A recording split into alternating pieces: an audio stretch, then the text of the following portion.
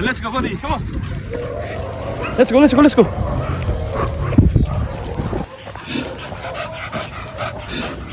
Pagod ka, boy? Pagod? Hey, look.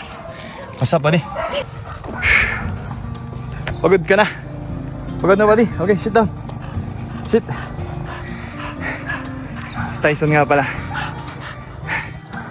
My walking buddy this morning.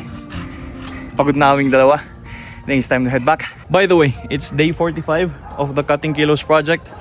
Bakit day 45 na? Ang bilis naman. So ayun, gaya nung sinabi ko nung day 30 natin na hindi muna ako magpo-post for a few weeks. I think it was 2 weeks already. So ayun, we're back at it again sa ating mga pagpo-post. Bagong gupit nga pala. Sana kahit nabawasan man lang tayo ng ilang gramo dun sa medyo long hair natin. Hopefully yung mga sumabay sa akin since day 1, pinagpapatuloy nyo pa rin. And yung mga gustong sumabay dito sa project natin, umpisahan nyo na. At sabay-sabay nating abutin yung ating mga goals. Alright, y'all have a blessed morning. Peace.